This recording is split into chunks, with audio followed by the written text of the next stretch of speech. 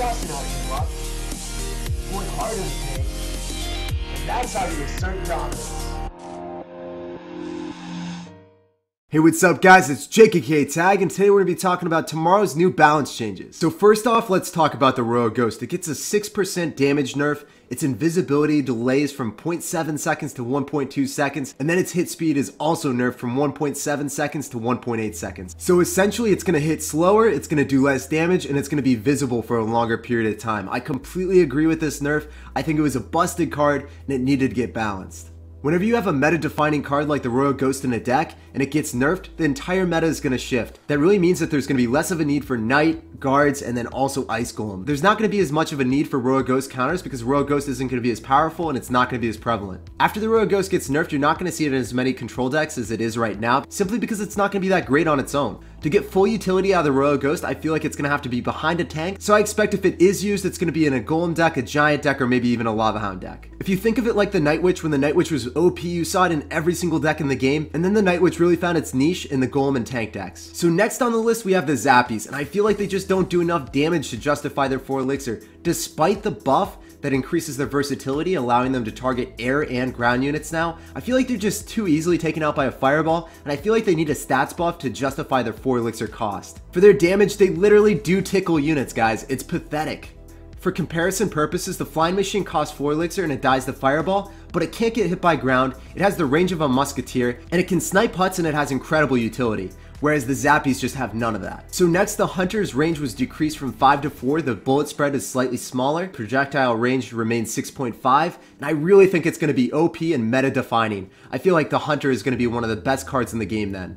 And honestly guys, it was never a bad card, it just took a while for people to figure out its utility. For instance, if we go to deck slot number 4, this deck is so OP at the moment, and I was getting 12 wins left and right with it, and our entire Nova team lost to Tribe. Tribe just continuously used this deck, we didn't know it was that good, and they showed us how great it was. So let's go back to the discussion about the statistics of the Hunter. The Hunter's range really doesn't matter, so even though its range got decreased from 5 to 4, it really wasn't going to do too much damage at the range of 5, and you weren't even looking to use it at the range of 5. The Hunter has a shotgun, and you want it to be up close and personal with any unit it's shooting, so all the bullets get condensed and do optimal damage to their target. So since the bullet spread is slightly smaller now, it's going to reliably do more damage, and even though it got a nerf for the range doesn't matter because it really wasn't meant to be a ranged unit. Essentially, the range nerf was pretty negligible because it won't affect the card, but the radius spread being smaller is significant and it will provide a DPS buff to an already strong card in the meta.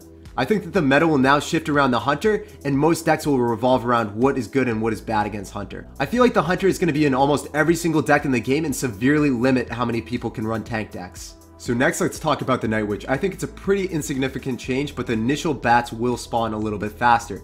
It might help defending against bridge spam, but it won't be significant in any other interaction. Imagine you place it behind a golem at the start, the bats spawn a little bit faster, but in the grand scheme of things, it doesn't really matter. So the next change was the nerf to bats. Their hit speed was increased from 1 second to 1.1 second. So their DPS is definitely affected, so putting it down at the bridge to stop a mini P.E.K.K.A or a Prince or some bridge spam might not be as reliable as it used to be. So it's going to be interesting for me to see those interactions and then formulate my opinion on bats by that. However, I definitely still think they're going to be really strong in the meta still because they're inherently a zap bait deck. Inferno Dragon, Skeleton Barrel, Goblin Gang, Goblins, those cards really weren't touched, and bats synergize exceptionally well with those cards. So I feel like bats will always be in the meta as long as Inferno Dragon, Skeleton Barrel, and other zap bait cards are still prevalent. The one thing that I really do like about this change is they never changed the number of the bats back to 4. I like how they changed the statistics. Hopefully they do the same to skeletons, make skeletons 4, and then nerf their attack speed or something to make skeletons a little bit better at distracting. So the next change was a 5% hit points buff to Lava Hound.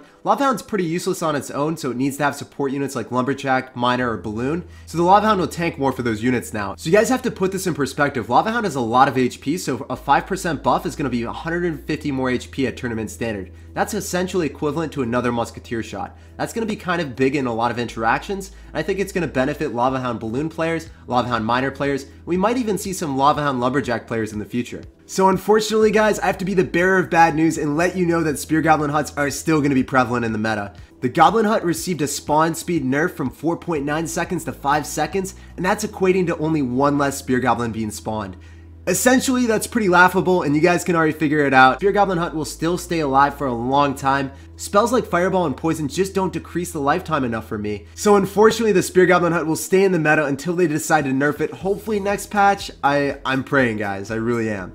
Mini P.E.K.K.A and Lumberjack hit points were increased by 7% each. I really don't think that the Mini P.E.K.K.A is going to be used too often, but I feel like the Lumberjack usage rate is going to increase tenfold. Both the Mini P.E.K.K.A and the Lumberjack are going to be competing for deck slots, and I feel like the Lumberjack is just more reliable. It cleans up swarm units, it has the added effect of rage, and it's overall a lot faster than the Mini P.E.K.K.A. I think that both of these cards will increase the popularity of guards in general, and I think they're going to be pretty good for the meta. If there's going to be less air in the meta, I can definitely see a Lumberjack Lava Hound deck coming out of the woodwork, and I think that would be pretty strong. And predominantly, Lumberjack and Mini P.E.K.K.A function best with tank decks or bridge spam decks. So if they're going to be used, I expect them to mostly be seen in those decks. However, I really think that the Lumberjack's a little bit more versatile, so it could be replacing Royal Ghost in a lot of decks. So lastly, guys, let's talk about the mortar change. The mortar's minimum range was changed from 4.5 to 3.5. This is going to be a pretty significant change, and it's going to be a nerf to mortar. Essentially, by decreasing the minimum range, the mortar is able to see and shoot units closer to it. Before, it would lose targeting to them and lock onto your tower or another unit. Now it will shoot them for a longer period of time as the units get closer to the mortar. It's mostly going to be seen as a nerf since it's usually preferred to get that last tower damage with that mortar shot instead of it locking onto other units. As a frame of reference, an Executioner has a range of 4.5.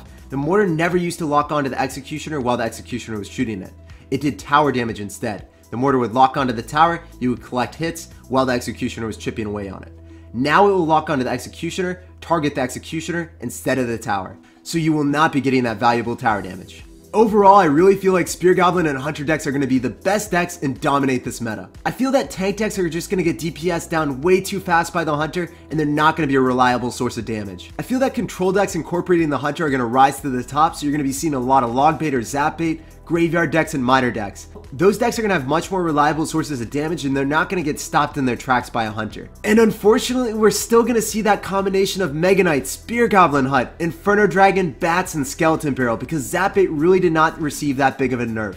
Essentially, Royal Ghost is going to fall out of the meta, Hunter will take its place, and people will recognize the true power of the Hunter, and Spear Goblin Hunt's going to stay the same. And that's actually where we're going to end today's video, guys. Make sure to let me know down below in the comments section, did you enjoy this type of video? Was this something that you guys want to see in the future? Love it or hate it, guys, make sure to let me know down below. I take criticism pretty well, and I really always want to improve my content. I want to be producing the things that you guys want to see the most. If you guys did enjoy this video, make sure to sauce me a fat thumbs up. As always, thanks for watching and thanks for chilling with me. I'll see you guys next time. Peace out.